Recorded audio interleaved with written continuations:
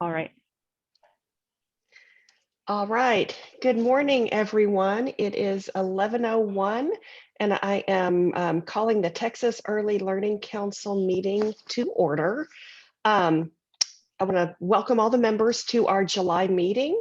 As a reminder, today we're producing this meeting as a Zoom webinar, and council members and presenters are participating as panelists, while members of the public are able to participate in a listen-only mode. And as we do at the beginning of each meeting, a reminder that if you're not speaking, to mute your microphone. And of course, if you come on and then go off, just a reminder to mute yourself. Megan can also help us with that if we forget, but that'll help eliminate some background noise. Also want to remind everyone that the opportunity to submit public comment closed yesterday at 5 p.m., but members of the public were still able to request to provide oral public comment today by emailing Megan Schneider. So if there's anybody in the public that does want to provide comments, I believe that you can look in the chat, and Megan has just included some information there. I also want to remind all of our members and anybody that's speaking, as you begin your presentation, remember to state your name for the record. And so, which I didn't do, so I'm not a very good example. Reagan Miller. Okay, so with that, we are going to move on to the approval of the draft minutes from the May 2021 meeting. Each of you received a copy of those, and so I want to see if everybody's had a chance to review it, if you have any edits or changes to recommend to that draft. And hearing none, I'll request a motion to approve the draft May 2021 meeting minutes.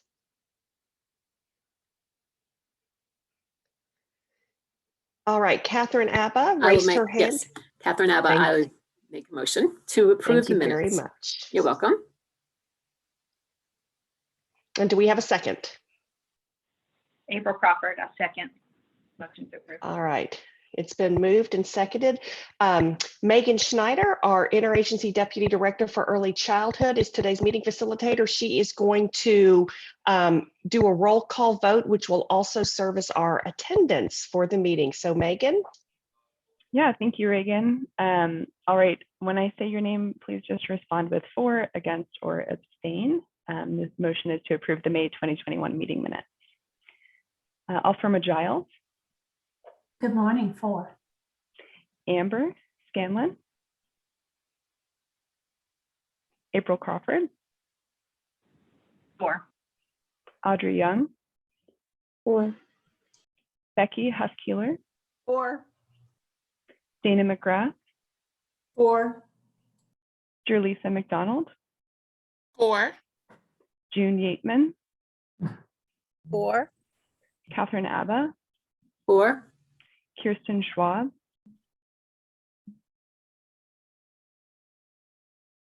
All right. Kim Coffrin.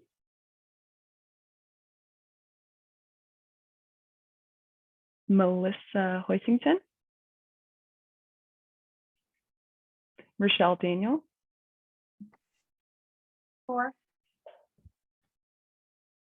Reagan Miller. For. Sarah Abrahams. Stephanie Rubin. Teresa Robledo. For. Terry Breeden. For. For. Travis Armstrong. All right, and Weldon Beard.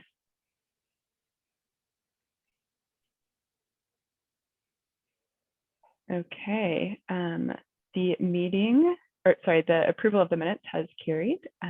Pass it back to you, Reagan. All right, thank you. So our next agenda item is our public comment agenda item. So Megan, let me ask, did we have anybody sign up for public comment? We did have one person register. All right, if you can facilitate the public comment for us, I would appreciate it. Absolutely. So as a reminder, earlylearningtexas.org, which is the TELC's website, has a section called meetings, and all the information for meetings is posted there, as well as the agenda once it's released. Public agendas are posted a minimum of 1 week prior to the meeting date, and also include the Zoom link along with instructions for submitting public comment. So we did receive one person for public comment today, although I do not see her in the attendees. So I think we will have to move along, and then if I get a note from her, from Kathy McCourse, we'll maybe loop back to that at the end of the meeting. Does that work for you, Reagan? Okay, so then I will pass it back to you and we will carry on. Okay, thank you very much. Okay, so our next agenda item is our Texas Early Learning Council membership. And so I believe we have a couple of slides that you guys should have access to. We thought it would be nice to remind everybody about our members and the categories and constituencies that they represent. So I have, I'm going to go through by constituency. So for higher education, we have Dr. Catherine Abba with HCC, Dr. Becky Huskeiler with U of H Clear Lake. We have Teresa Robledo with San Antonio College and June Yeatman with ACC, all representing higher education. We also have a representative from our local education agencies, and that is Travis Armstrong with Wichita Falls ISD. From Head Start, we have Weldon Beard with the East Texas Community Action Program and Dr. Alferma Giles with our Head Start Collaboration Office. In the research category, we have Dr. April Crawford with CLI. We also have child care provider representation, Melissa Hoisington with Primrose Schools. She's also president of the Texas Licensed Child Care Association, and Jerletha McDonald, who represents our critical home-based child care provider community. From the advocate perspective, Kim Coffrin, now with Children at Risk, Stephanie Rubin with Texans Care for Children, who let us know that she would not be able to join us today, and Kirsten Schwab with the Texas Public Broadcasting Association. We're also fortunate to have a business rep, and Amber Scanlon with PNC Bank. And then finally, we have several state agencies represented. Sarah Abrahams, DFPS, Prevention and Early Intervention, Terry Breeden, Texas Education Agency, Section 619.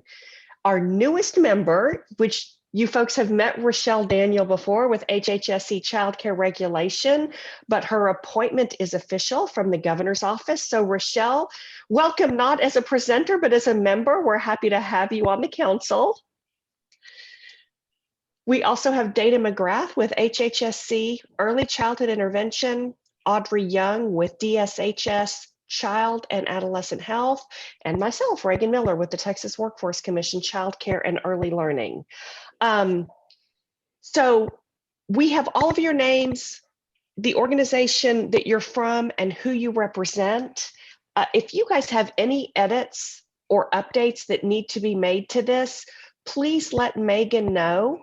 You can send her a note, you can email her, you can put it in chat, however it is, but we just wanted to make sure to remind everyone, we have a pretty broad base of constituencies represented. We thank all of you for helping to serve the kids of Texas. And if you guys don't have any questions about our membership, let me see if anybody, and I know several of you that are on this certainly represent broader constituencies than just the ones that I mentioned. June, question. June with the best background of the morning. I see you're outside. Yes, I am. I was just going to point out that when I was initially recruited to be on Texas Early Learning Council, I was told that I was being recruited as a representative of the early childhood workforce. So, but the fact that you just said that maybe you're representing a larger constituency makes that clear to me. Thank you. Because, that's good to know. Yeah. Yeah. Thank you. If any of you have have information like that where you think that you were actually appointed formally for a specific constituency, we really would appreciate knowing. Thank you very much, June. Sure thing.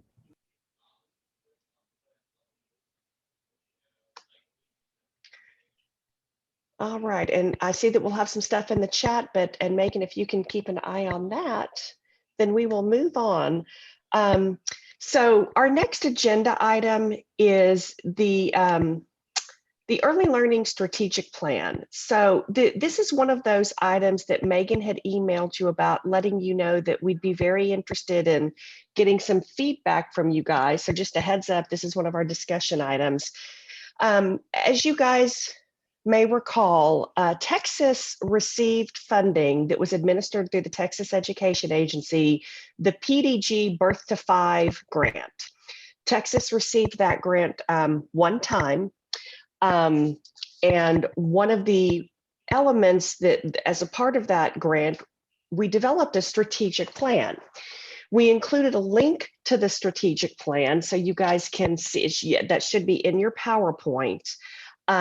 And the strategic plan laid out 6 goals.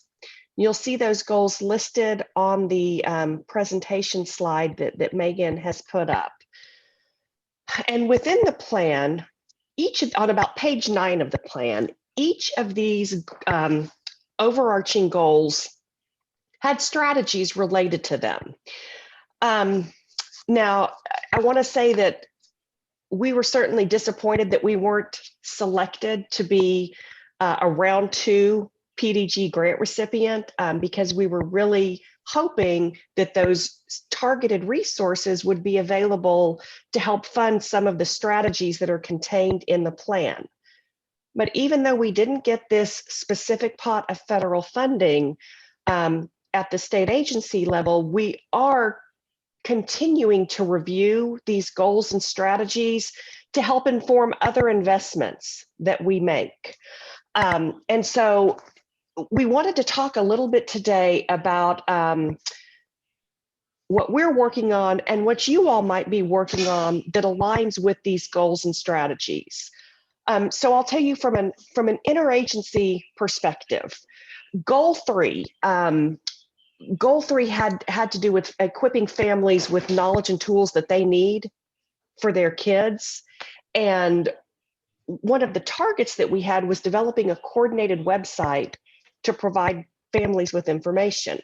And we briefed you guys a meeting or so ago about this new interagency project to develop this kind of a website. It's underway right now. We did receive some federal technical assistance to help staff this. And so with our federal partners, we've already begun parent focus group meetings, getting their input on the content, what information they want, how they want to receive it. And I really, we really want to thank PBS.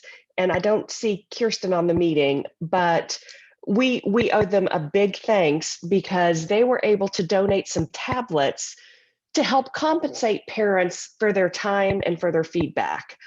So a big thank you to Texas PBS on that.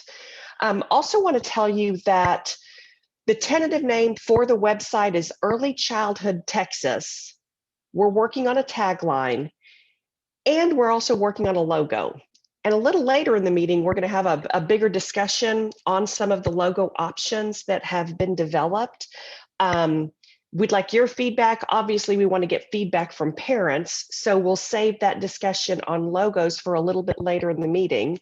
As we work on the content and the layout, once all of that is done, then TWC will be hiring a web developer later in the fall to actually program all of this. So we're still hoping for a launch in early calendar year 2022.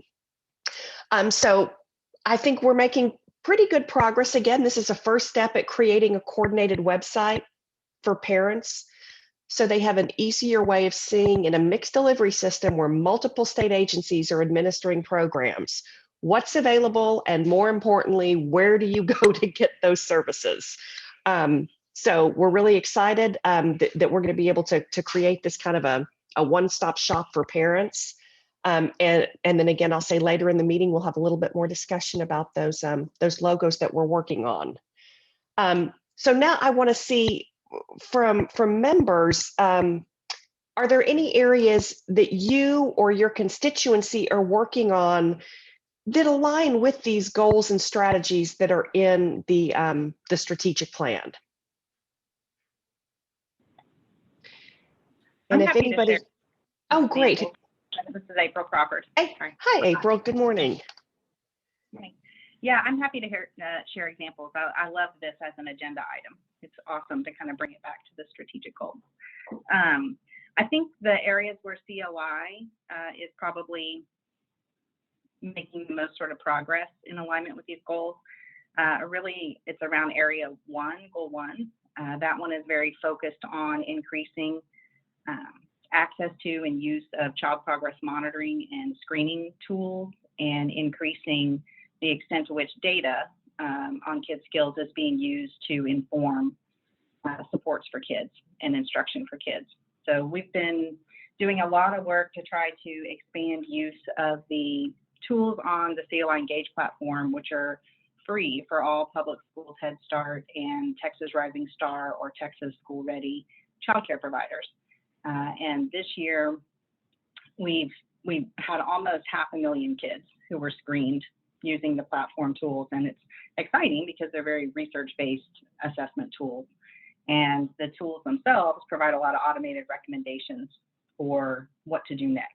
If it's the Burst at 3 tools, there's a lot of guidance on the platform around red flags and what does the roadmap look like for either contacting ECI, how to communicate with parents if you're a childcare provider and you see some concerns, how directors can support their staff in using these kinds of screening tools. If the child's a little older, what does it look like to have a connection to the public school if you see concerns in, let's say, pre-K data for kids who will be transitioning to public school.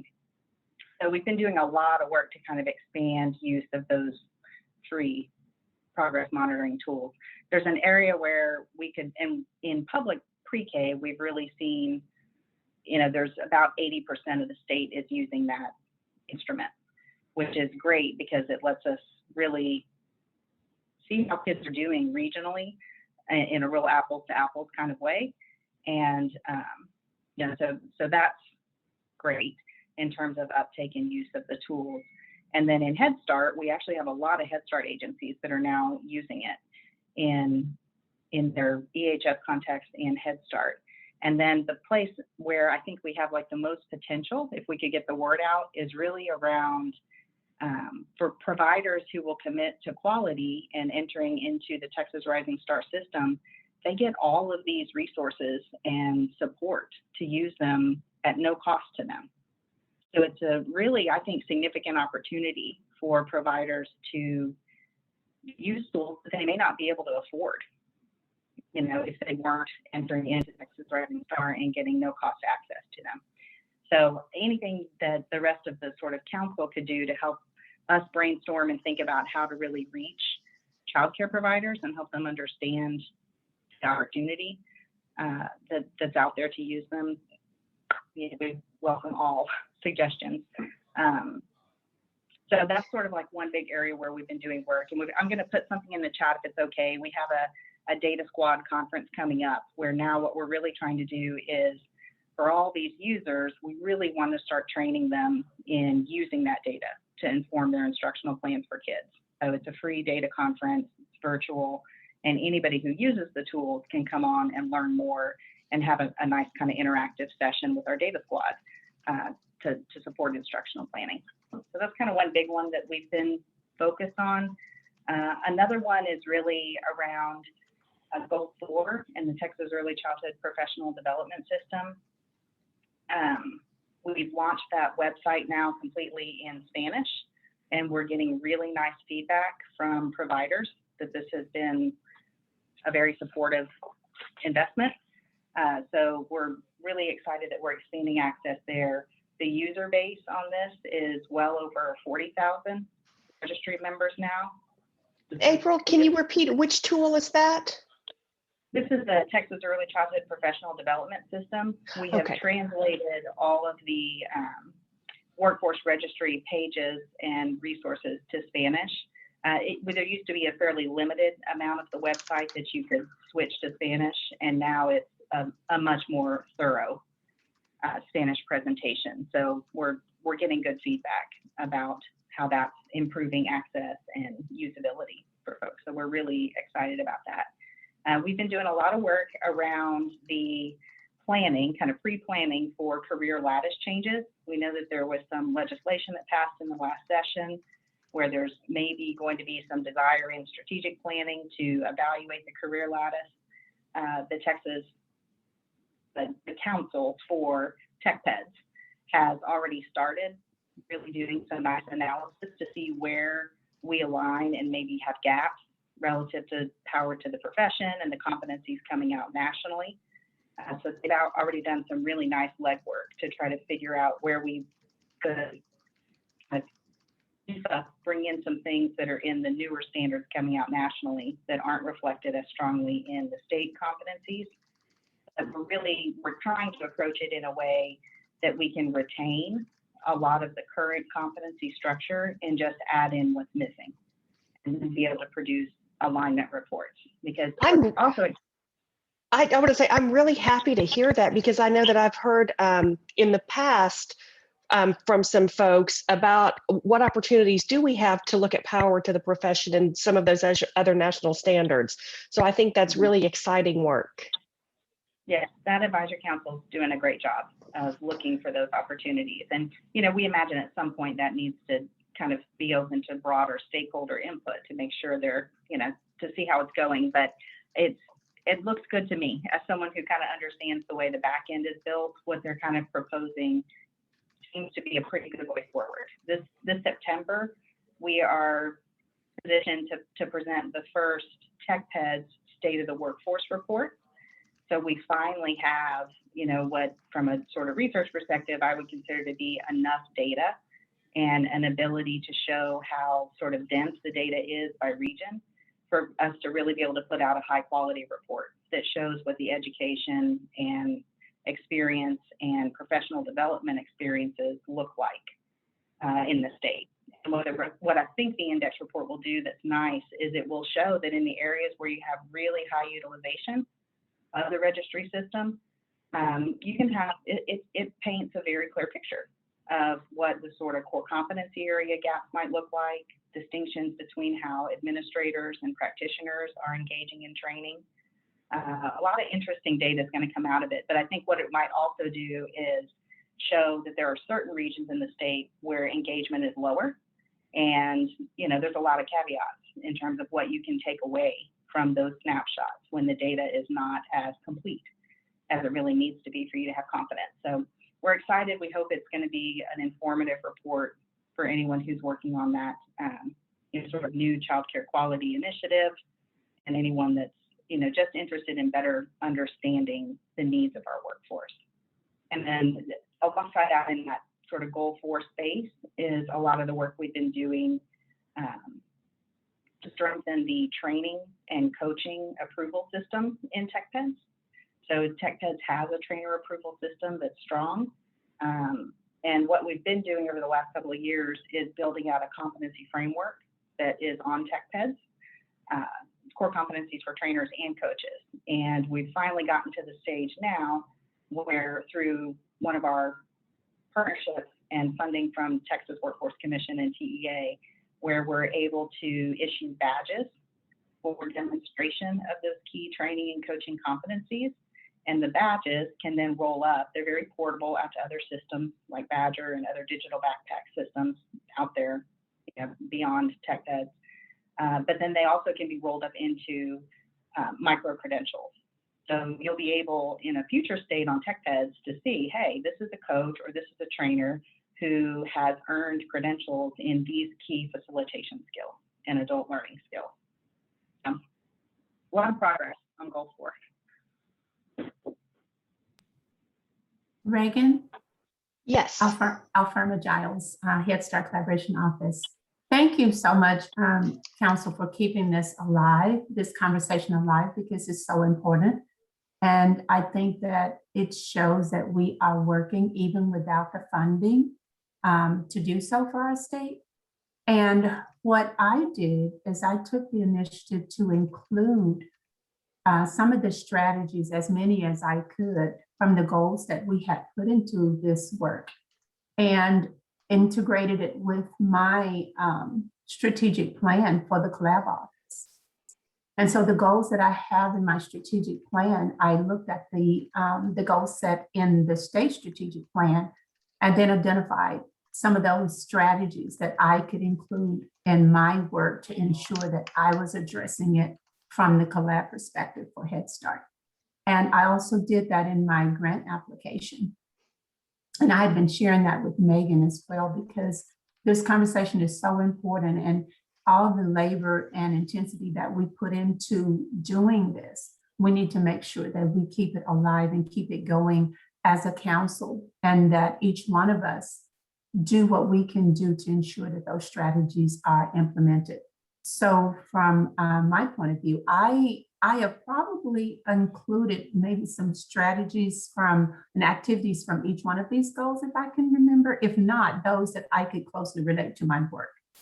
And my needs assessment report is ready for publication now that I've submitted my grant application. It was due July 1st. My annual labor of love, which is more than a notion, but it's completed. And now that I've submitted the application, I am free to publish the needs assessment report. I don't publish the grant application publicly, but I do publish the needs assessment report. And so it will be available on my newly developed website that's been in the making for quite a few years. So I'm going to type the web address in the chat, so that you can go there and see the needs assessment report. And a lot of times, a lot of you need some of the information from that report for reports that you may have to develop. I am sad to say that I really couldn't include any of the Head Start program information report that we normally receive annually. Because of COVID, it was not published this year. This past year, 2020, is normally available in October, and I include some of that information, but at least you have some information from the Head Start office and what's going on in our state. So that will be available, and I'll have the manager of communication to publish that on our website for me. She supports me in that area. It's not there today, but it will be there. Probably just give it a week or so. When she's able to publish it, she'll put it on there, and you guys can go in there and access information that you need, and you'll see the information that I've included in the work that I do. And again, thank you so much for keeping this alive. And I suggest that we continue to do this, because it needs to be a topic of conversation, because we won't know if we don't share what we're doing to ensure that this work is carried out as a council. And for me, I rely heavily on state agency partners, the partnerships and collaborations that I do with state agency partners and community partners and other programs that support the work of Head Start, because we don't provide goods and services. So it's a true, I always say it's a labor of love, because it takes all of us to get this done. And how so many who are involved in this work would just say, okay, yes, I can help you do this or that. And I have been very fortunate this year to carry out some of the initiatives from leftover funding that I had due to COVID. So this is exciting. And to be a part of CLI, and for my office to be housed there, and to include Head Start in the work there, and then other state agencies, is very important, because we can't do our work without one another. And it's not about Head Start children or just early childhood children in the state of Texas. They're all of our children. And the work we do is so important. And as we support each other going forward, I think we need to keep this conversation alive. So again, give it about a week or so, or maybe less. As soon as it can get published, it will be on the website and you can access it. Thank you so much. Congratulations on your new website. And it is exciting to see that you've been able to embed these state goals into your programmatic goals. I'm really excited to hear that. And I also agree. I think this is, although we weren't funded for a second PDG, this really is a roadmap for us to always keep in mind as we're considering, future direction. So let me ask other members. Monica, did you have any updates from the TEA perspective? Yes, ma'am, Reagan. Hi. So I think, and I think a lot of this kind of ties to a lot of what April was talking about with respect to goal 1. So just to carry that a little bit further, one of the things that we've been working on that I think will help us to, that will serve as a building block for to help us measure our progress is this idea of kindergarten readiness. And so House Bill 3, as many of you may already be aware, did include language that requires the Commissioner of Education to identify one tool for kindergarten for all districts to use when measuring kindergarten readiness. And then the Commissioner has the authority to identify a second alternate tool. So I know some of you are very familiar that for many years we had a commissioner's list of reading instruments that was pretty long, included a lot of different tools, which meant that we couldn't really compare data. It was, we were trying to compare, I think, apples to watermelons and cherries. And what we're really looking to do is compare apples to apples when we're talking about kindergarten readiness. So we were supposed to implement this last year. We did allow districts to submit a waiver request because of all of the COVID-19 disruptions. But starting with the 21-22 school year, all districts will have to use one of the 2 identified instruments, and they are the TextKia instrument and then M-Class by Amplify. And we are actually working on looking at any potential adjustments so that when we're looking at the data from either one of those tools, we will, to the best of our ability, be able to compare the information to determine that readiness piece. So even though districts could submit a waiver request last year, many of them have opted for one of these 2 tools, and we look forward to having 100% participation in the coming school year so that we can hopefully have some consistent data, and certainly would be happy once we do collect that initial round of data to share some summary information with this group to hopefully inform some of the next steps related to goal 1. Good update. Thank you. I know that we'll be excited as we think longitudinally about how we're looking at child outcomes. It's nice to be able to look consistently across the state. Does anybody else have updates for us today about how you or your constituency continues to think about your work in alignment with the strategic plan? And if we don't have updates today, I would love to hear some, but if not, is this an item that you think we should continue to pursue in future meetings, potentially talking one goal at a time, inviting members to present on certain aspects of their work in alignment with the plan? And I think it also might help as we do this to identify where there are areas where we don't have enough progress or we would like to potentially see more. So as we're thinking holistically, where do we have gaps and where are we doing well? Reagan?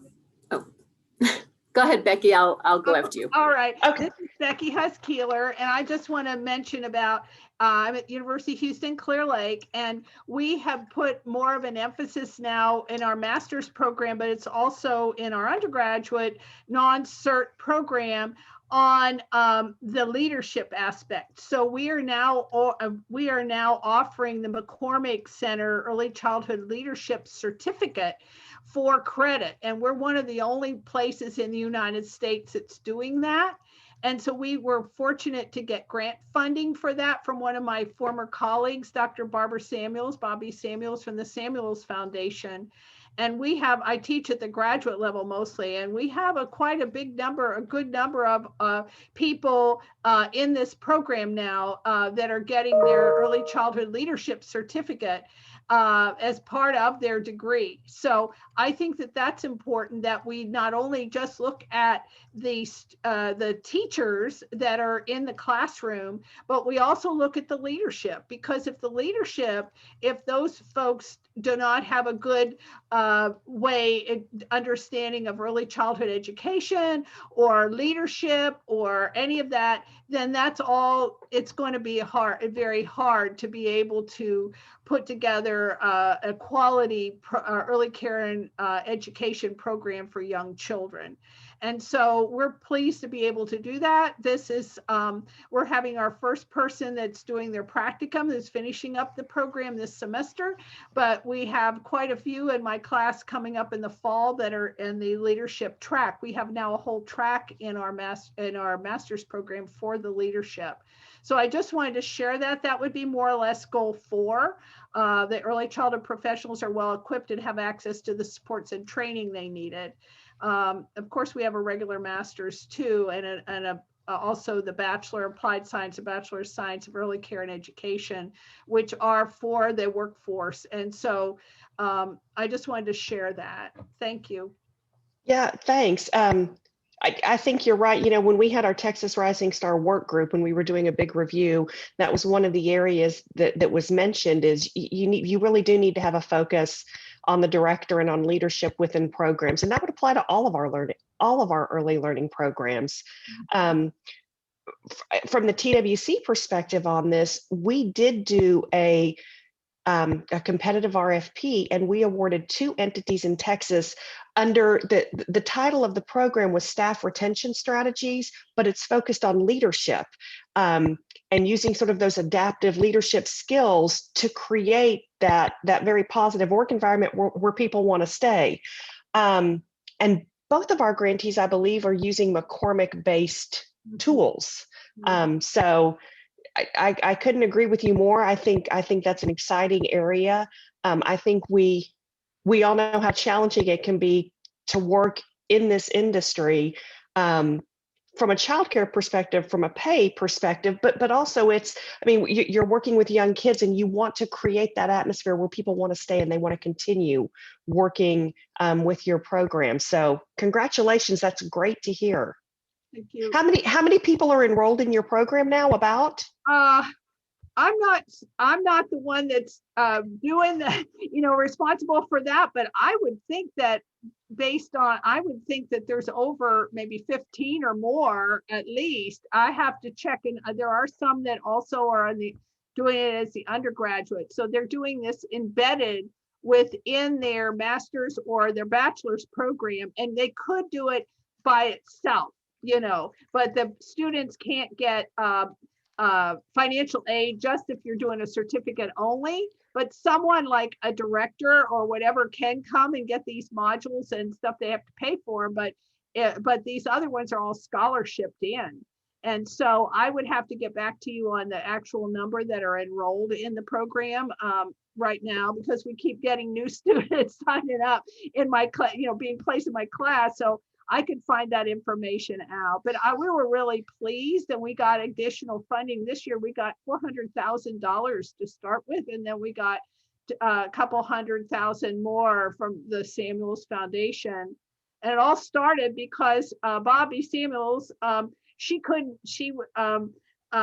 was tasked by finding a director for the Jewish Community Center Bertha Alice program in Houston and couldn't find someone qualified. And so she found that there was such a need for qualified people out there that want to be a director. And so, and then that's how she used to teach I'm in her old office, by the way.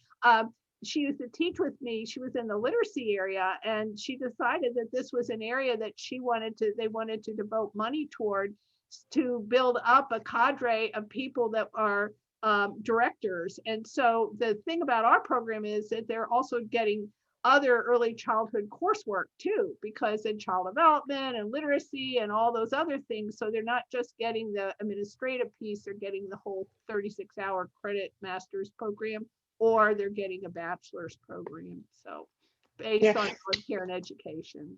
I have one more question. Are any of the programs offered through remote learning opportunities, Yes, or are they they all? are. No, they're ones, the graduate program is all online. We have a totally online master's, and or you could do the program hybrid, but all of the McCormick classes are all totally online. So like you can do our whole MS in early childhood program totally online. I think that's great to hear. And if we have directors who may not be ready to pursue their master's, but who do want to pursue this leadership certificate, having that online option is great to hear about. Yes, and they could, they would pay them, yeah, they could do that. They're not as eligible for the scholarship because, well, I don't know, you would have to talk to somebody about that, how that works with just certificate only, but it's been popular, and I've enjoyed having those students. And some of them are not directors yet, but they're director wannabes, and so they can see if they like it or not. Or some of them are directors, some of them are long-term directors in programs. So it's a mix of people. That's great. That's wonderful. Thank you for that update. Reagan, this is April Crawford. I put a link in the chat. I was thinking about your two projects that are looking at this issue that you've recently funded, and Becky for your leadership group. If you haven't seen the Early Education Essentials, it's a really nice set of surveys that are focused on organizational climate, leadership support.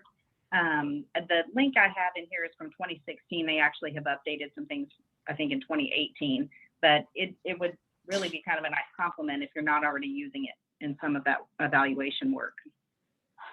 I learned about that tool at a conference I went to. It was it was a pretty neat tool.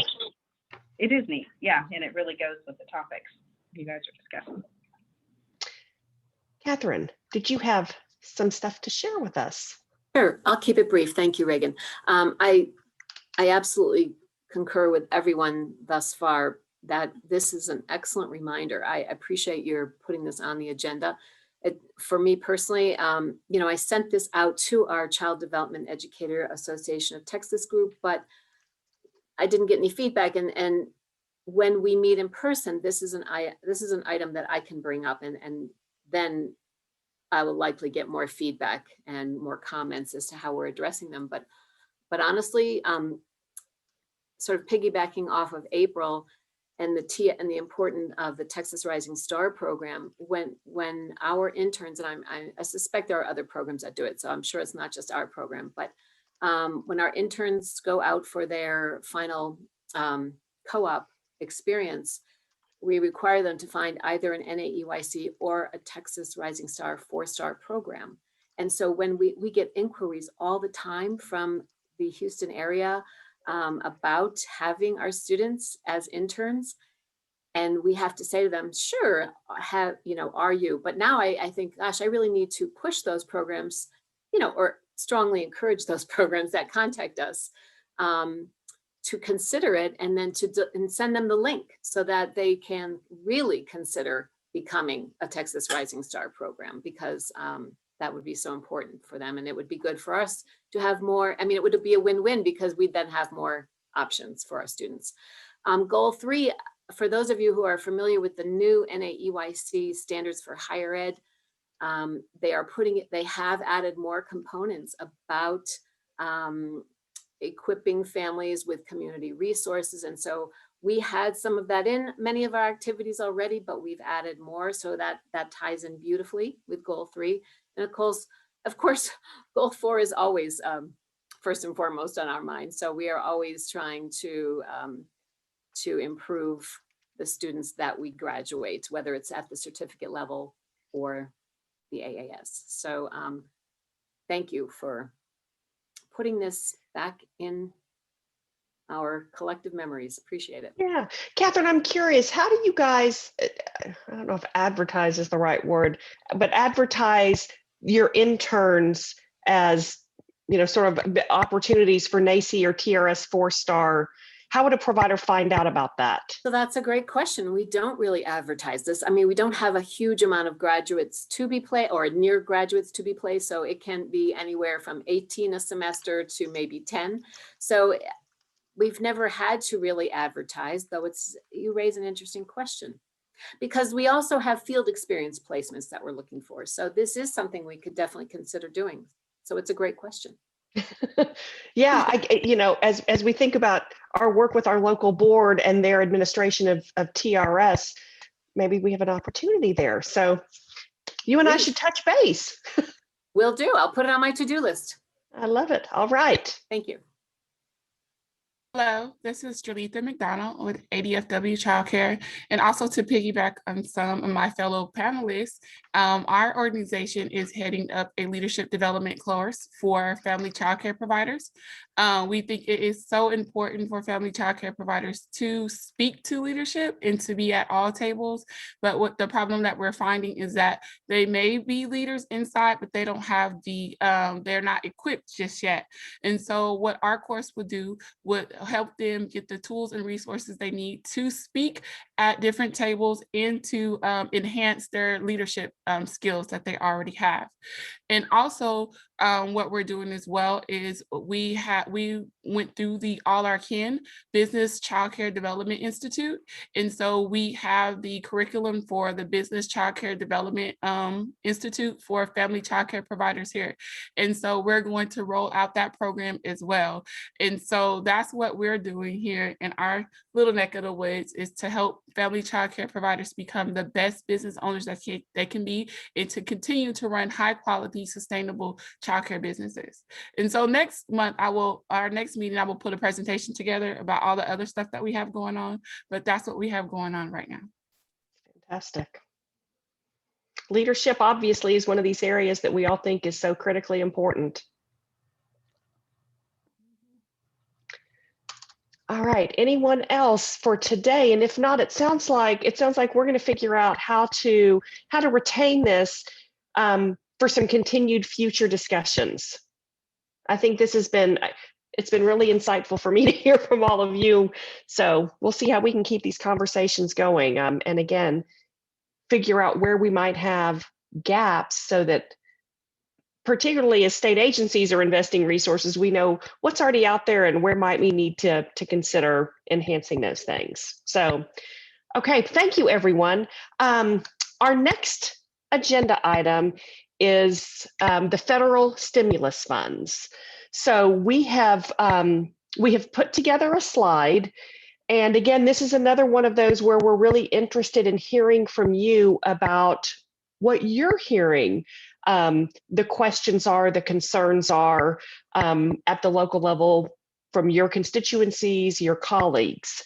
So in our overview, we have, again, high level information. I don't know, I will try to present for the folks that aren't on here. The level of detail that each agency can share is really at a different level right now. All agencies are continuing to work through the funds, the fund parameters, the implementation strategies. So we're not all at the same place from an implementation standpoint. So just know that some people may be further along and some people may still be working through the details. From the Texas Workforce, again, Reagan Miller from the Texas Workforce Commission side, I think all of you are aware because we've discussed at many of the past meetings about the significant amount of funding that's come in through the Child Care Development Block Grant. You'll see the SRSA, the ARPA discretionary, and the ARPA stabilization funds. What's not listed on here are the CARES Act funds, but those we've basically already made investments for all of those CARES Act funds.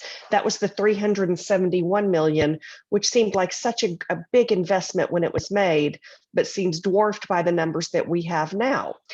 So you'll see with that $1.1 billion in SRSA funding, the majority of that money is going out in direct payments to childcare programs through those relief payments. And then we have technical assistance and business coaching that's available for all childcare programs across the state. We also just recently approved at the end of June several new initiatives that are funded with a combination of that SRSA funds and then of the ARPA discretionary funds. So these are the funds that are really flexible. The state can use them on anything that's allowable under the Block Grant Act.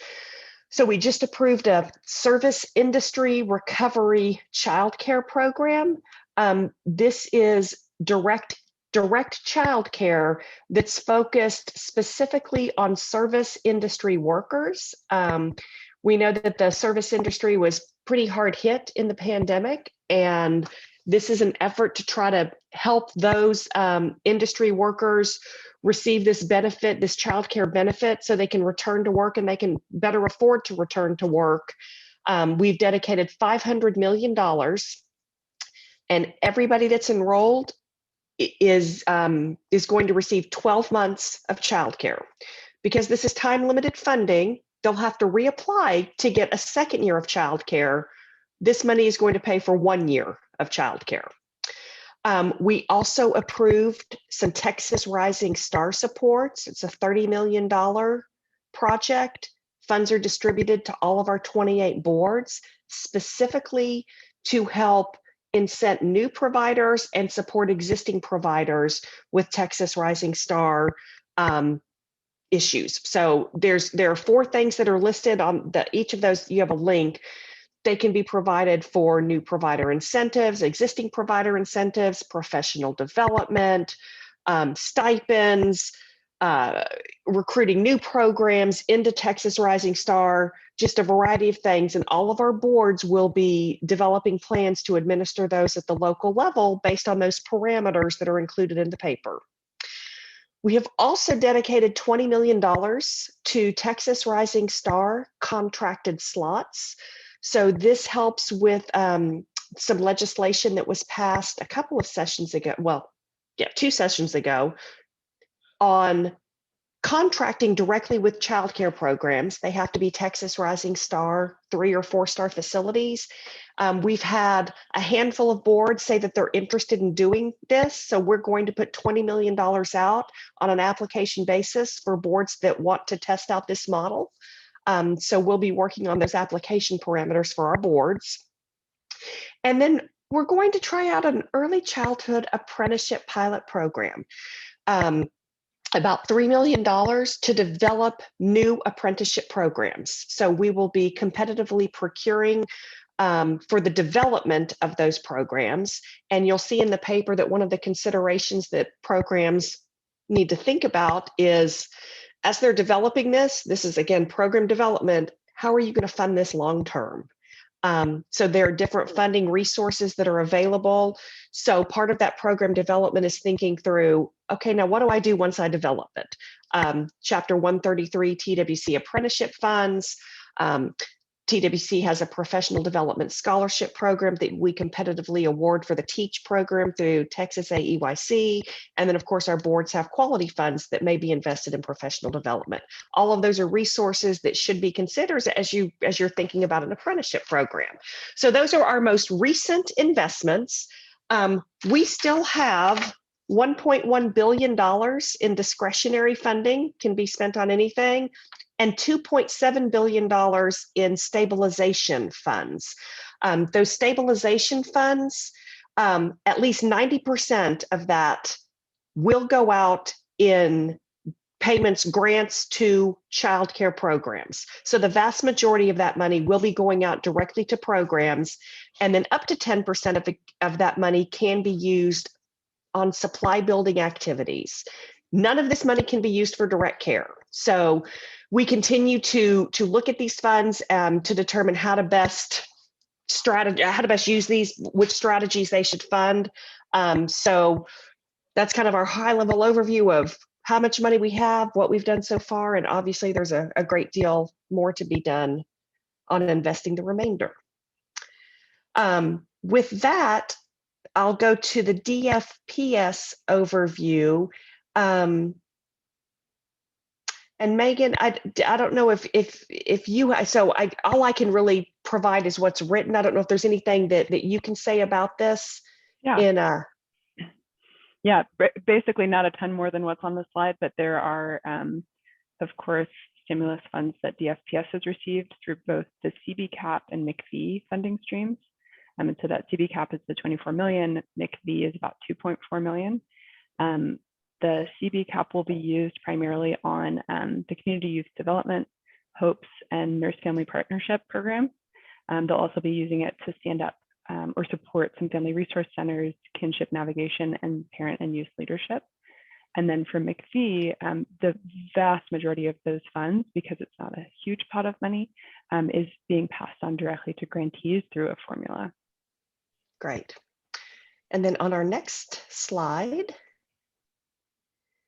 we have TEA. So I'm not sure if Monica or Terry wants to speak to that. And I'm happy to as well. And okay. Monica, if you want to jump in, feel free to. Basically, the ESSER funds that people will hear about have been distributed in tranches, right? So ESSER 1 was CARES, it's not listed here. ESSER 2 was CIRSA, and ESSER 3 is ARP. And what's called out on the slide here is the amounts that are being passed on directly to LEAs, and those are passed on local education authorities or agencies, sorry, and those are passed on through the Title I formula. So, yeah. Great. And then we have ECI, Dana. Hi everyone, Dana McGrath. We're very excited to have 19.8 million in American Rescue Plan funds coming to Texas ECI, most of which we plan to pass on to our contractors to fund service delivery needs at their local programs, and a small amount of which we'll reserve for some statewide initiatives and projects to support the statewide delivery system. Great. So that's a high-level overview of what we know about early childhood stimulus funding now, and we'd love to hear from you guys about what are you hearing, what are the issues, are there things that we need to consider? So do any of our members have thoughts on these funds? I think for me, with my research hat on, this is April Crawford. There are so many, especially Reagan in the TWC space, so many approaches that you're using the funds to sort of fuel and test out. There's a lot of innovation and new things happening. I'm wondering, like from a research and evaluation perspective, it would be really nice, you know, if part of what happened over the course of testing all these innovations is if you really got some good information back about what seemed to be making the biggest difference. Because I would imagine that one of the big concerns with stimulus funding, at least, you know, what I see broadly, is eventually it goes away. So you have to start making some choices about, you know, where things either have to be scaled back or, you know, new resources gathered. So I don't know, it just has me thinking in an evaluator frame of mind. How are you going to know what's working best so you know where you really want to direct investments later?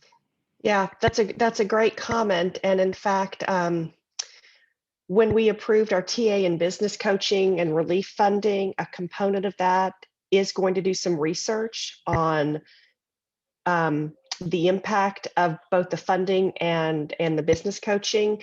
I don't know if that contract is signed yet, so I'm not sure if I can say much more about it.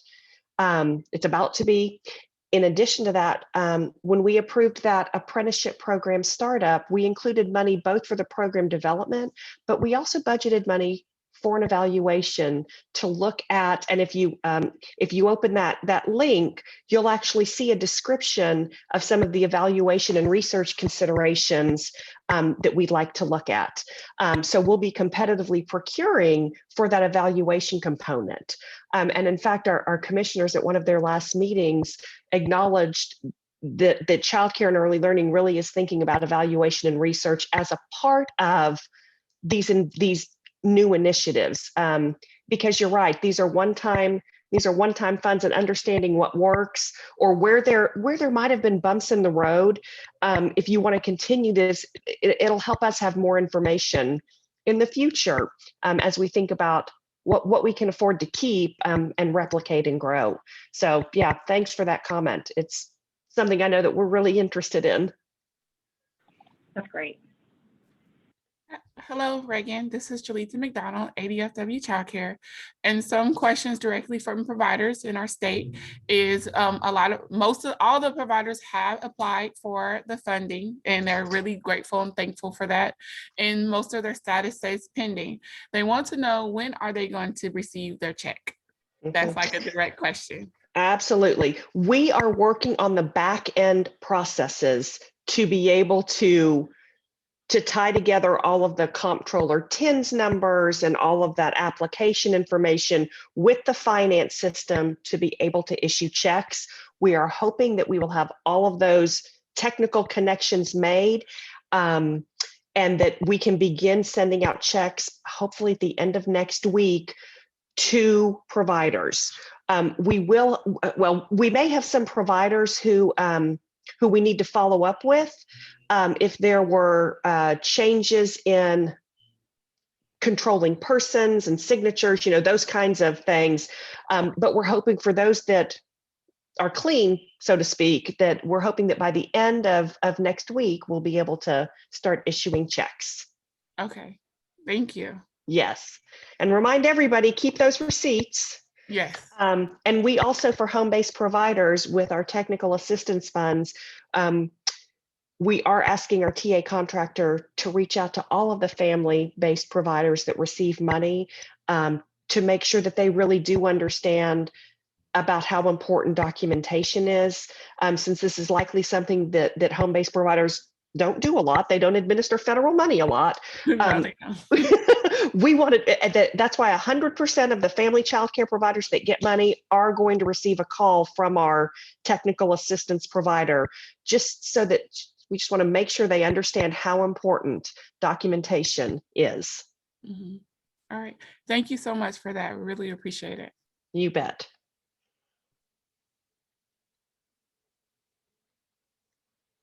Anyone else?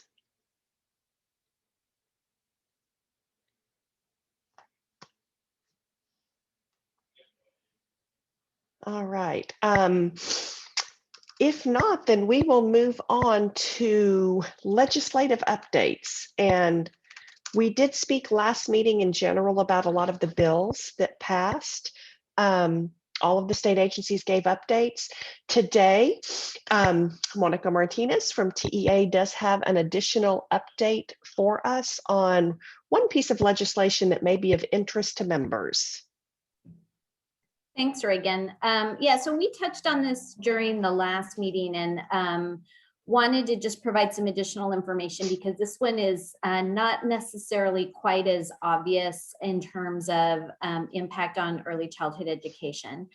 So just as a reminder, Senate Bill 1697 was one of the bills that was passed in response to the disruptions that we experienced related to COVID-19. And this bill will allow parents to elect for their children to either repeat a grade or a course, or possibly participate when we're talking about early childhood in pre-K or kindergarten if they were eligible and did not participate last year. So we have been working over the last couple of weeks to provide some additional guidance to districts.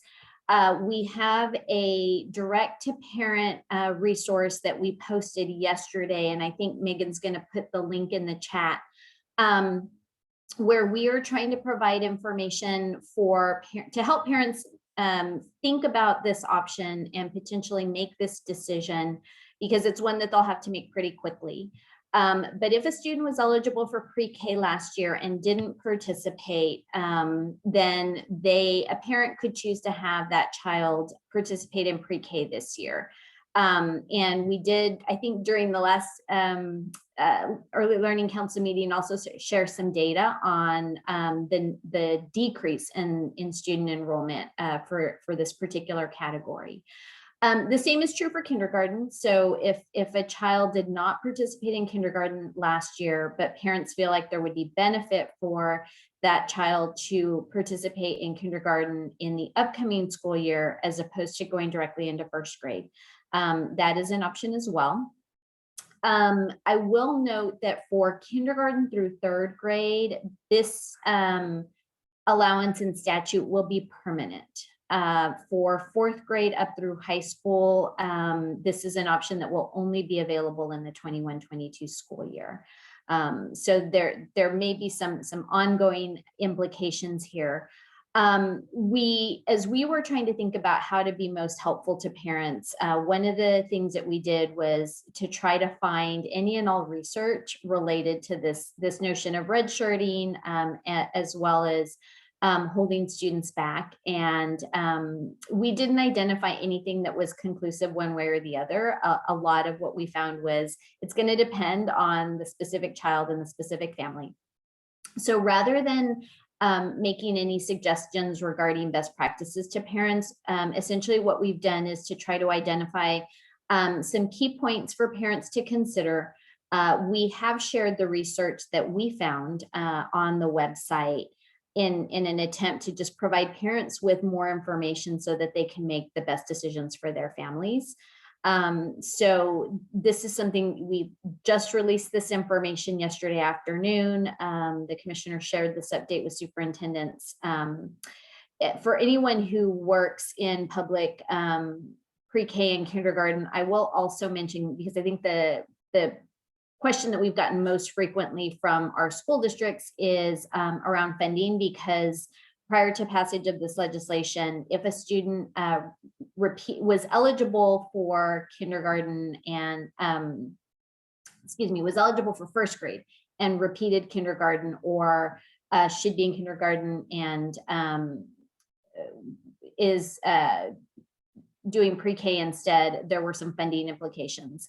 So we have now made adjustments to clarify that a student who is repeating or participating in kindergarten for the first time this coming school year, that student would still be eligible for funding. So there is guidance that we've posted on the TEA website, and I just wanted to make sure that everyone in this group was aware of this legislation. So if you have any questions, if there's other additional information you think would be helpful for us to share with families, please feel free to send that to Megan, and we'll make sure to incorporate that into the resources that we've made available. Thank you. Questions for Monica?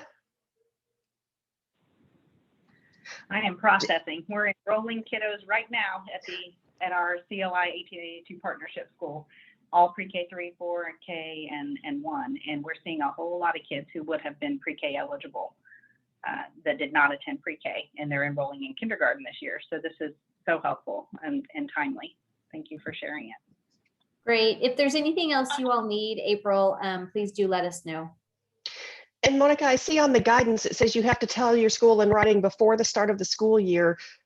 Is that the drop dead deadline, or may schools have deadlines that are earlier than the start date of school? Is that something you should look on their websites for? Yeah, that's a great question, Reagan. So one of the things that we do say on the website is make sure that we are encouraging parents to check school district websites for the calendar, because they will have to make this notification before school starts. And with the Districts of Innovation option for districts to essentially be exempt from the school start date, which in statute is the fourth Monday in August. We have school districts who are starting at all different times. And so that's part of why we felt some urgency to try to get this information out. And we're trying to communicate in as many ways as possible, because I think this is not something that parents would necessarily be aware of. And if it's something they believe would be beneficial for their children, we don't want them to miss that opportunity. Yeah. Do you think most schools will actually put it on that school calendar that they publish, school starts, or is it going to be embedded on a website? So most districts will publish their calendar, and it'll show that, like first day for teachers, first day for parents. I know a lot of districts use like color-coded month by month calendars. And so typically if you go to a district website and just type in calendar, school calendar, then that's something that pops up fairly easily. And I think something that hopefully most parents who have been in the school system are probably very aware. I think it's the newer parents whose students are just getting started that may not be quite as familiar. Great. Thank you. Good update. Yes, ma'am. Other questions? All right. So we are going to circle back to public comment. I believe we have one commenter who has joined us, who, Megan, you'll see if you can unmute and facilitate that. Yes, I will. All right. So we did receive one registration for public comment. Y'all received the written version of that yesterday by email, and it's also attached to the calendar invite. So I will call on Kathy McCourse, who hopefully can hear us and can speak this time. And Kathy, please provide your name, organization, and the agenda topics you're commenting on for the record. You'll have 3 minutes to provide your public comment, and you'll hear a little chime at the 2-minute mark. So then you'll have a minute to wrap up. And then council members, you're welcome to ask questions after she concludes. Kathy, can you speak? Thanks. Great. Can y'all hear me? We can. Okay, great. Thank you so much. I'm Kathy McCourse. I'm with the United Way for Greater Austin, and I'm speaking on federal stimulus funds. Thank you for the opportunity to speak today about the potential to invest federal stimulus funds in pre-K partnerships to enhance the diverse delivery of pre-K with high-quality childcare and Head Start programs. This benefits young children, childcare providers, and school districts, and gives families more choice. Pre-K partnerships are one of the most promising and innovative systems change tools we have. They braid childcare subsidy dollars or Head Start dollars with public pre-K funding to adequately fund high-quality full-day early education in community-based settings while expanding pre-K access for children of working families. Currently, however, the rules and requirements are very complex for many communities to navigate. In 2019, we launched a robust 1882 partnership hub with Austin ISD, and our 4-person staff supports childcare centers in partnering with local districts by centralizing the contracting, finance, enrollment and attendance, instructional coaching, data collection, and evaluation.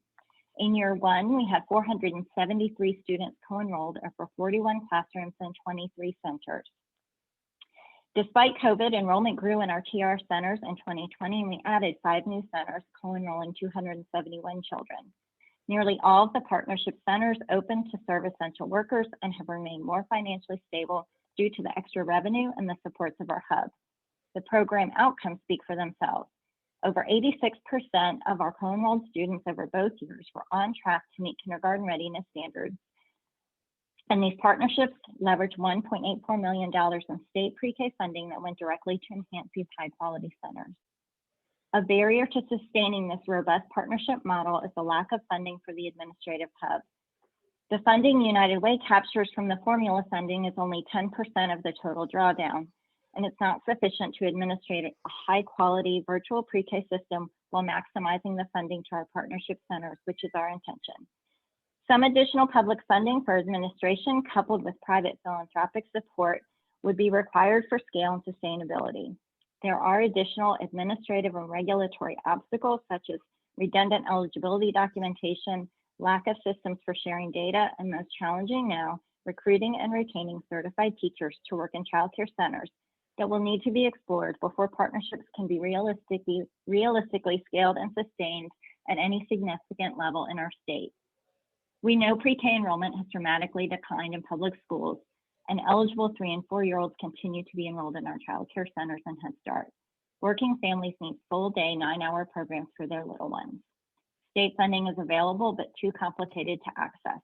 I could go on about the obstacles as well as successes, but more importantly, I urge state agencies to consider how federal funds can be used to support and scale and sustain existing successful models for partnerships and to remove barriers that we are experiencing in implementation.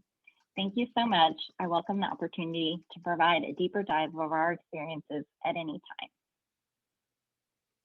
Thank you very much, Kathy. Any questions for Kathy? And Kathy, I'm curious, would you consider your partnership, your pre-K partnership, a variation of a shared services model where, you know, a staff shared services model where your shared services is this pre-K partnership support?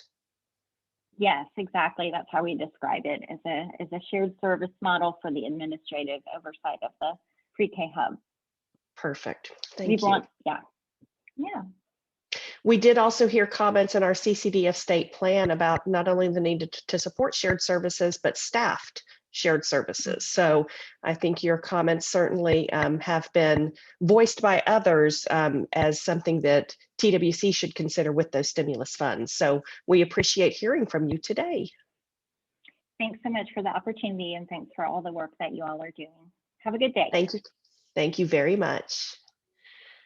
All right. With that, we will head to our next agenda item, some upcoming early childhood events. So Alferma, I think you have an update for us this afternoon. Yes, as soon as you said that, a huge thunder hit. Oh my God, it's thundering so loud. Anyway, Alferma Giles, Head Start Collaboration Director, announcing the Region 6 Head Start Association virtual conference will convene August the 2nd through the 4th, which is just a couple of weeks away. I don't have all of the sessions. It's not posted on our website yet, but I do have keynote information. Our NHSA, which is the National Head Start Association President, Yasmina Vinci, and Tommy Sheridan from NHSA will be keynotes, as well as author Dr. Kimberly Johnson. She's an author and master storyteller, and she also has a podcast. She wrote a book called Peyton's Choice. She will be a keynote speaker at the virtual conference. So that's coming up really soon. And if you, again, that's all that's on the website right now. And the Region 6 Head Start Association website is reg6nsa.org. So hsa.org, I'm sorry. And you can hopefully, I'm thinking, because the committee had some late information, that they may be able to have the information posted as to the sessions. I hope so. And if so, I will pass it on to Megan, and she can share it with everyone if you're interested. Thank you. All right. Thank you very much. And then we have Rochelle with an update. Good afternoon, everyone. Rochelle Daniel. Yeah, I just have a quick update on something that our unregulated operations unit has implemented. They've been trying to get this going for several months now. We finally have a kickoff where they're going to be doing monthly sessions for parent and public stakeholders to kind of talk about the benefits of choosing regulated care. So this particular division of our program is dedicated to looking at people who are providing care that should be regulated and isn't. And so they're kind of speaking to the public to understand what regulated childcare looks like and how to find it. So I'm really excited about them kicking this off. That's great. All right. And then earlier, April had mentioned an event. I think you have put that in the chat. Is that right? I did. I added that data squad link in the chat, and that's for anyone who uses the Engage progress monitoring tools for pre-K. That's a good conference for them to come to learn to really use that data to support students. And then I added one more link, Reagan, for the infant and toddler specialist network conference. That's happening in September, and it will be an in-person conference in Houston, and it will be live streamed for anyone who wants to join virtually. So we're really excited. We're building the sort of agenda right now, but we'll bring in a lot of great experts from outside of Texas and in Texas, and we're really looking forward to hosting the first ITSN specialist conference. Perfect. And Jerletha? Oh, hello, everyone. Jaleesa McDonald, ADFW Childcare, and I have a special announcement to make. I am proud to announce that I am the co-chair of the Office of Child Care and National Center on Early Childhood Quality Assurance Family Child Care Panel. I co-chair along with Jessica Sager, CEO of All Our Kin out of Connecticut, and Lynette Dummis, who is the CEO of the National Association for Family Child Care. And the description of the Office of Child Care and National Center of Early Childhood Quality Assurance Family Child Care Panel is the Office of Child Care and the National Center of Early Childhood Quality Assurance created the National Family Child Care Panel, which includes about 15 invited family child care professionals from all over the country, representing of diverse family child care settings, geographic locations, cultures, and service offerings. They play an important role in leadership role in designing guiding principles to help inform the work of CCDF and licensing administrators and federal staff to ensure that early child care and education systems and quality improvement approaches are inclusive of family child care and responsive to the unique needs of family child care providers across the United States. And I also am on that panel representing Texas as well. So I'm very, very proud of that. And also one more announcement. Next week, I'm participating in a congregational briefing. Quality, affordable early learning and child care options are fundamental to supporting a parent's ability to go to work or school in America's long-term economic success. Yet for years, the high cost of quality care and limited supply access across the country has created challenges for many families. The COVID-19 pandemic pushed our childcare system to the brink of collapse, while also placing a spotlight on the essential role of childcare in early learning space. While recent federal relief funding provided a critical lifeline to prevent our childcare system from collapsing, this one-time infusion of emergency funding will not address the root cause of childcare crisis. And so my part on this panel is to inform why we need continued funding for the early learning space. And I'm proud to say I'm representing Texas as well on this panel and the National Association for Family Child Care. And I have one more update to make. I am now the Senior Manager of Membership and Volunteer Affairs for the National Association for Family Child Care, representing Texas once again. And so this congressional hearing is hosted by First 5 Years Fund in partnership with the Bipartisan Policy Center, Child Care Way of America, First Focus on Children, Jumpstart, in the National Association for the Education of Young Children, the National Association for Family Child Care, Ready Nation, Save the Children Action, and the U.S. Chamber of Commerce Federation. So I just want to make that announcement to let you guys know I am a proud Texan and I cannot wait to represent Texas in a great way. And so thank you all for your support and leadership as well. And that's my 2 announcements I need to make. That's fantastic. Jaleesa, congratulations. You are going to be very, very busy. And I'm excited that you'll be representing Texas. You're going to do a great job. And obviously you're able to really communicate how important it is. When is the congressional briefing next week? It's on Wednesday. I forward the invitation to Megan, and she says she's going to email it out to all the members. And also I will put it in the comment section as well, but Megan has it, so. Fantastic. Yeah. All right. Who can top that? Can I just ask Jaleesa one quick question, please? Yes. What do you do in your spare time?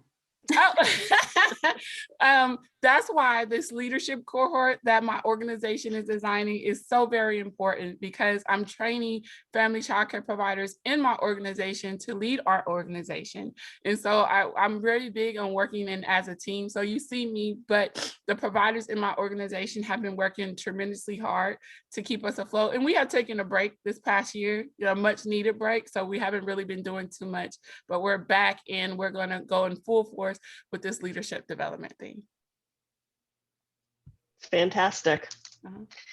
All right. That was quite a way to close our events section. Thank you, Julitha. Okay, now we've got some other updates from Early Learning Council members. We are going to start with April Crawford. I know Allison is online in case there are questions, to talk about TexR 3. April, I'll turn it over to you. Okay, great. Megan, can I ask you to advance the slides when I get done with one? I don't know if I can do it.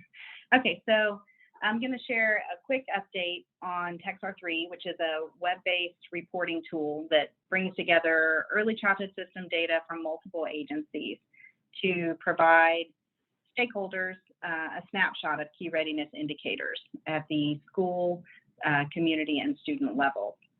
So I'm just going to give a quick summary here of Ready Community schools and students, and then we'll dig in a little bit more. But Ready Communities data is intended to help stakeholders determine whether communities are prepared to meet the needs of children and families. Some of the data elements at this stage include public pre-K and public kindergarten and Texas Rising Star student enrollment, and the number of programs that are available in the community. Ready Schools provides insight into quality features like group size and ratio, family engagement approaches, and staff qualifications. And then Ready Students provides insight into average skill levels of pre-kindergarten and kindergarten children across key learning domains, including things like social and emotional development, language and communication, mathematics, literacy reading, literacy writing, and then there's a readiness composite here as well. And then just as a reminder to any of the members that participated in the EC Data Works work group sessions, that was, it feels like years ago. I think it was maybe literally years ago now. TexR 3 is the final name for the tool that we as work group participants were providing input and feedback on in those EC Data Works sessions. So it's happening. Okay, next slide, Megan. So in the initial implementation of the tool, TexR 3 will bring together annual aggregate data from 3 systems. Information about public schools and child skills is coming from TEA's data system. Information about high quality childcare and Texas Rising Star programs and student enrollment in those programs comes from the Texas Workforce Commission's data system. And data related to workforce preparation, including things like degree status, training hours in state infant and toddler or pre-K guidelines, and training hours by core competency area. All of that data comes from the workforce registry side of the Texas Early Childhood Professional Development System. And then if you can see the mock-up on the right side of the slide, TexR 3 has very strong data visualization features. It includes a lot of great charts, maps, and a lot of drill down tables that provide more detailed information about communities and schools. So I think for most of us, this will be the first time we've seen a lot of this information in kind of a side-by-side integrated view. Next slide. This slide shows some of the ways TexR 3 supports ECE stakeholders. First, it really helps us reframe the school readiness conversation, which is often very narrowly focused on whether or not kids are ready for school, to also being about how well communities and in schools have prepared themselves to support their students. And then the tool also is really intended to support decision making by showing stakeholders the skill needs of the incoming group of kindergartners and areas where schools and staff need to strengthen their preparation to support those incoming cohorts of kids. And the tool can really help schools identify qualified partners in their community to work with. On the right side of this slide, you see some very specific use cases, and the tool can be used to help people identify and find TRS providers and LEAs to partner with in their community to help develop collaborations, supporting these kinds of shared services models we've been talking about today. And then in the Education Service Center context, TexR 3 can really be used to visualize school readiness needs in an entire region to inform the types of professional development offerings or partnership opportunities that organizations like ESCs can promote. And then LEAs can use the data in TextR3 to identify training and education needs of their own educators and to help sort of map those needs onto aligned professional development resources in their region. Now, there are, of course, many other ways the information can be used. That's just sort of a few good use cases. The TextR3 launch is planned for September of 2021. So I think, you know, you'll want to keep your eye out. There'll be more information coming. I've seen sort of a first look at the way that the tool itself is functioning, and it's pretty exciting. It's going to be a neat visualization tool. All right, any questions? Perhaps when it goes live, we can do a live demo, sort of like we did with that childcare availability tool. But looking forward to the launch of this. All right, we also have an update from Terry Breeden. Hello, I'm Terry Breeden, Texas Education Agency State 619 Coordinator. And I wanted to point out that in collaboration with our Texas Transition Network, that a new resource has been developed, and it's to support school administrators and school staff and pointing out early transitions in Texas. This resource is posted on our Transition in Texas website. I'm gonna go ahead and put that link in the chat. Okay. On this website, you will find we have several resources related to early transition.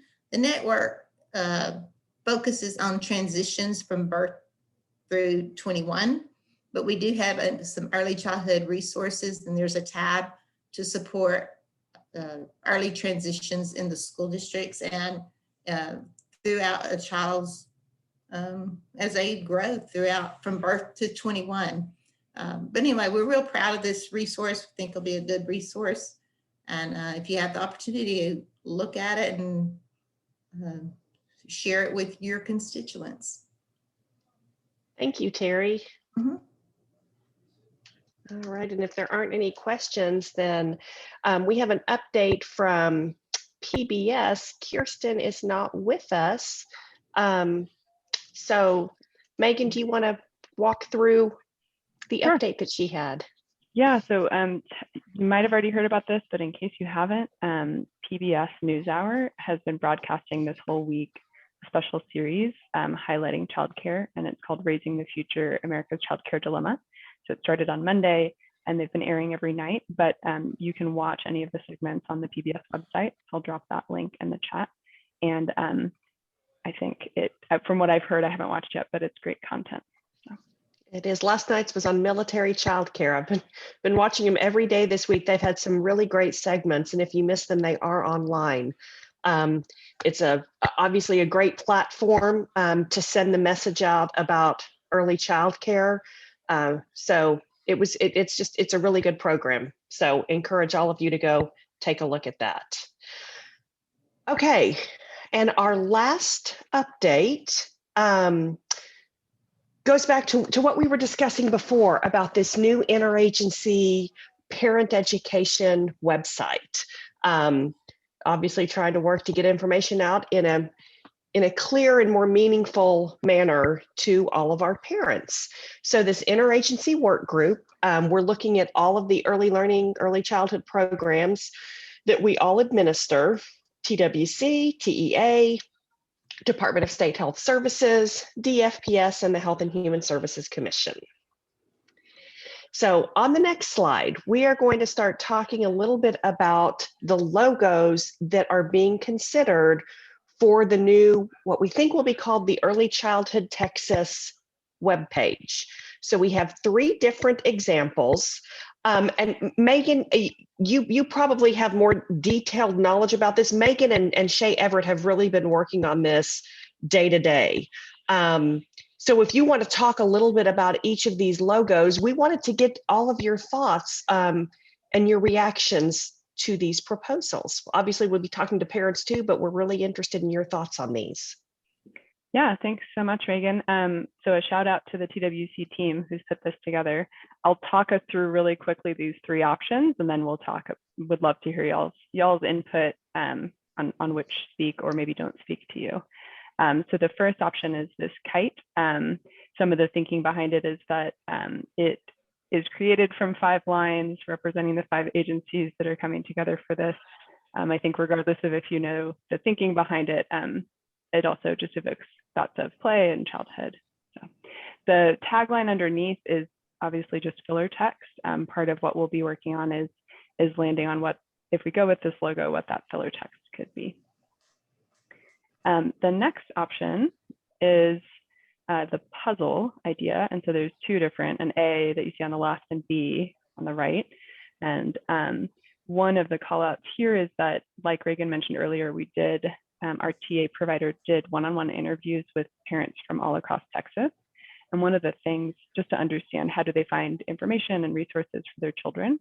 And one of the things that came through loud and clear was that everyone's coming from a different place and everyone kind of needs different things for their children and really value inclusion and diversity. So this is trying to get at that, that general idea and concept. And then the other difference is that this adds the .org at the end. So it's Texas Early Childhood Texas, and then making it clear kind of what that domain name is. Then the last option is dropping any of the images all together and just having the text. So kind of the more simple option, I guess. And this is a look at those 3 different options for, if you count the 2 puzzle options side by side. Next steps from here, we will be surveying families, parents and other caregivers about their preferences on these, but wanted to bring it also to this group since y'all are representing, some of your parents yourselves, and you're representing a lot of different constituencies. So nothing binding, but just wanted to throw these out there, and I'd love to hear anyone's thoughts in terms of what you really like or maybe really don't like among these 4 options.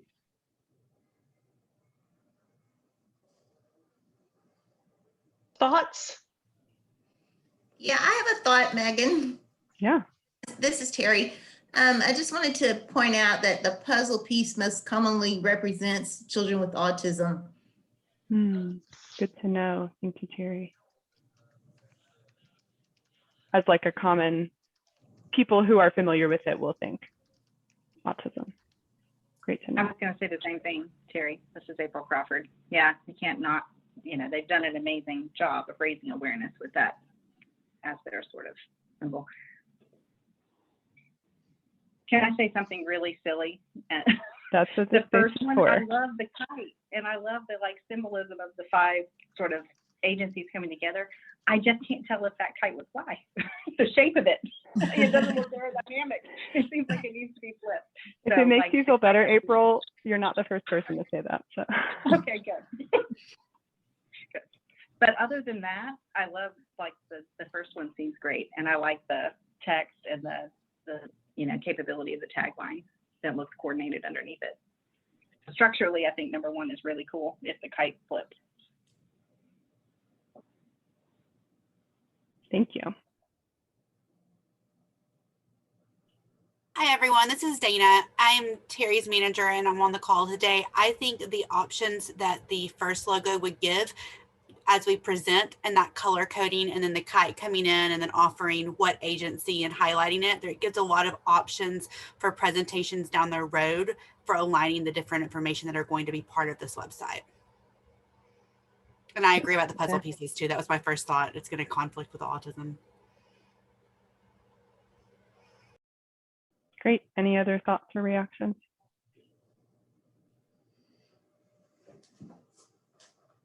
Okay, well, this was super helpful. This is part of why we wanted to use y'all as the test audience. So that's great to know about the puzzle piece, and probably not the right choice for our website. Reagan, I'll hand it back to you. All right. So those were all of our planned updates from members. Let me see if any other members have updates or information that they would like to share today. This is Jolita McDonald. I do have one more thing I would like to share, and it's very exciting. So my organization, along with other organizations in the Dallas-Fort Worth Metroplex, will be hosting a child care fair. And what the child care fair is going to be, you'll see the publications pretty soon. It's going to be September 11th at the Arlington Downtown Library. And the goals of the fair is to solve our own problem. And one of the biggest problems right now in the childcare workspace is staffing. A lot of providers are low on staffing right now. And so we came up together and was like, you know what, we're going to host our own job fair. And then from there, brainstorming, we were like, you know what, I think this is more so of a childcare fair. And so everything that encompasses childcare, like registering for how to search for childcare on the state's website, on what to look for when you're finding childcare. Our partner agencies like ECI and Help Me Grow and stuff like that. So everything that has to do with, like, you have your back to school fair. So this is like a childcare fair. Ideally, moving forward, this will be something we'll do every year. So ideally, we would like to do this in the beginning of the summer, before school starts. But right now, it's no time like the present. And so we're just going to do it September 11th. We will send you information on it. And we are so excited about it. Parents can come who are looking for jobs, particularly in the early care and workforce field, and they can get hired right there on the spot. And everything that, and also resources for providers. So we're very excited about it, and that's what we're doing. So I wanted to add that as well. That's great. Hi, Reagan, can I jump in for just a second? This is Rochelle Daniel. Jolita, thank you so much for sharing that information. I was wondering, have you reached out to any of the childcare regulation staff in the area to see if they would want to partner and attend? No, not yet, but that is on our to-do list. We talked about that, especially the background check unit, because that is like one of the major things, one of the major barriers. We understand that it's a process. We have to get fingerprinted. It's for the safety of the children. We highly understand that, but having someone there, so no, if you can give me a direct contact, I will love for that to have them there. But that is on our list, to contact someone in our area, especially from Department of Regulations, to be there. Awesome. Yeah, thank you, Jolie. I'll reach out to you. Can I reach out to you next week and give you some information? I'm actually not in the office today, but I'll be back next week. I'll be happy to share some contacts with you. Yes, please. Thank you. Yeah, absolutely. Reagan, this is Alperna Giles, Head Start Collab office. This question came up in our National Collab office meeting on yesterday. And the question was, are states experiencing issues with fingerprint clearances, fingerprint and FBI clearances due to COVID? And if so, how are childcare providers handling this? How's licensing handling this? Because there's such a backlog in the systems in some states. And as Julita was talking, people are trying to hire staff. It is really a problem. So I was just wondering if someone can address that, or if there's an answer to this question.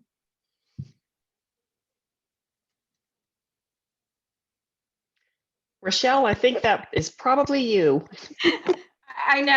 I'm sitting here thinking, okay, let me think of the best way to address this. So, I think there's a couple of things that goes into that. I do think Texas in particular, maybe not in particular, but childcare regulation in particular, saw during the pandemic when our fingerprint vendor, not our vendor, but DPS's fingerprint vendor, closed a lot of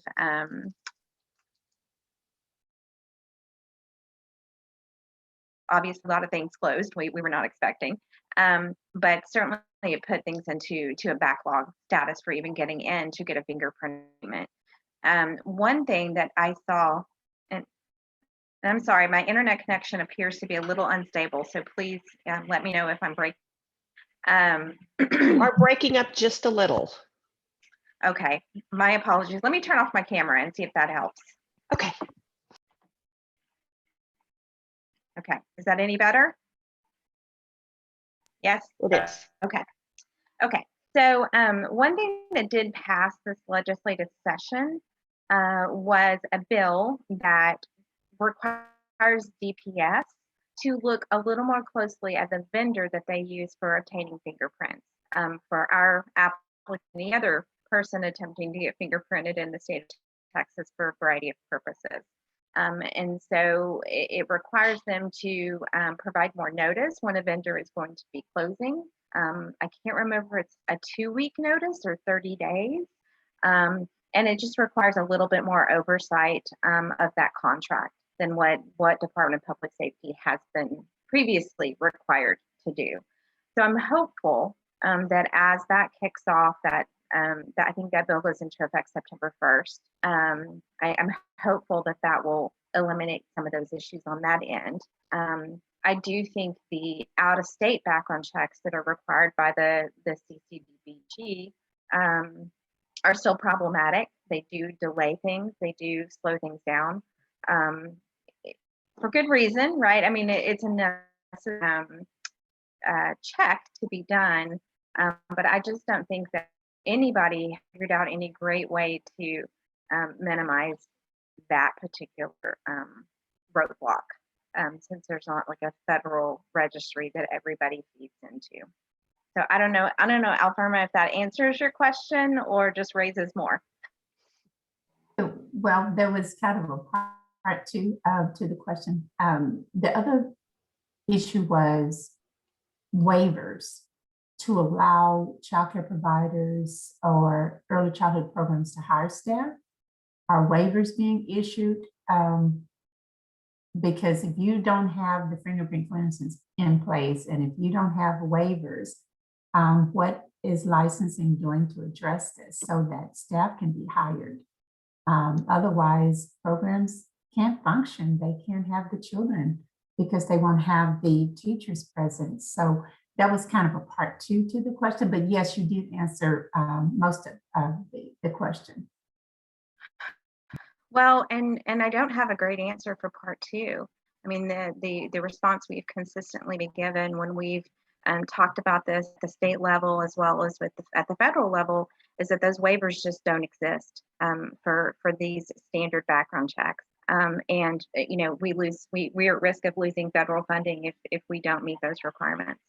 And so, plus it's in our own state statute that these checks are required. So then we would be violating our own state law. So it's a vicious cycle, and I don't have any great answers. What I can say is, you know, as former director over the centralized background check unit within child care regulation, I do think resource-wise, they are in a pretty decent place that once results do come in, they are processing them relatively quickly and getting those results passed on to providing the subjects of the background check. But again, those other external entities that we're reliant upon, we just kind of have our hands tied a little bit sometimes. Reagan, I don't know if you want to talk about the federal component. Yeah. So I mean, I will tell you, there's some pretty strict federal requirements in statute. There is an organization of state child care agencies. It's a part of APHSA, the American Public Human Services Association, has a group called the National Association of State Child Care Administrators, NASCA. It's a long name. But this NASCA group actually put together a group of states to talk through some of the challenges that all states are facing regarding the processing, in particular of out-of-state background checks, but of everything, so that they could prepare sort of a comprehensive list of challenges that state has to be able to communicate that congressionally. Clearly, I mean, you have to be careful because you certainly want to make sure that you've got good, strong background checks in place.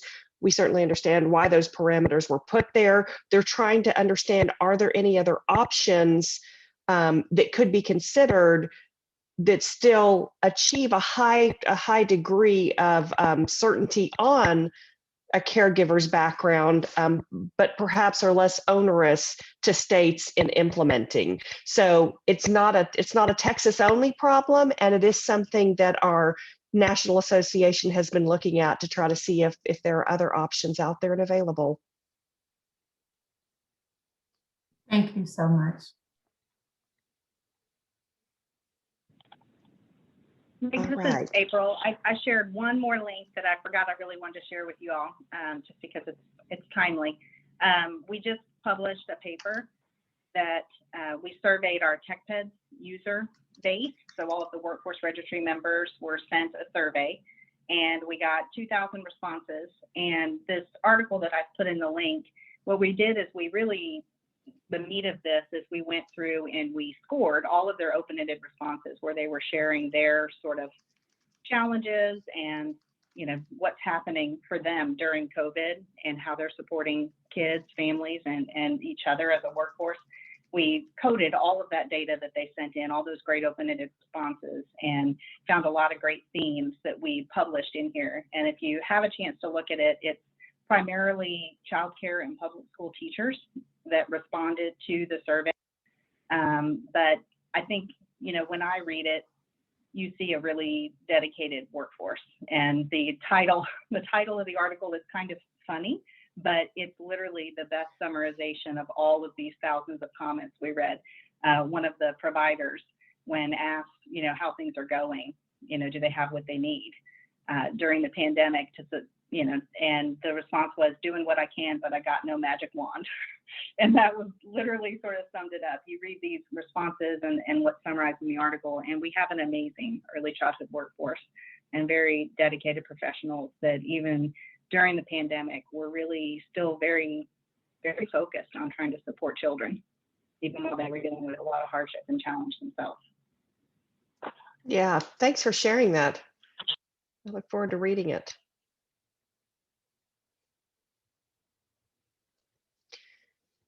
Any other updates from members?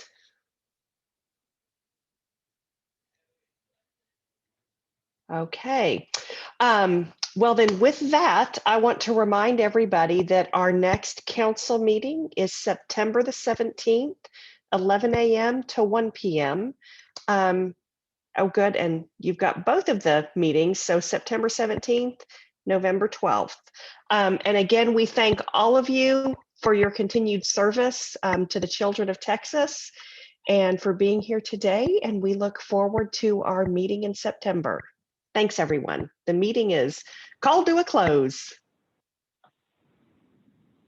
Thanks. Thanks, guys.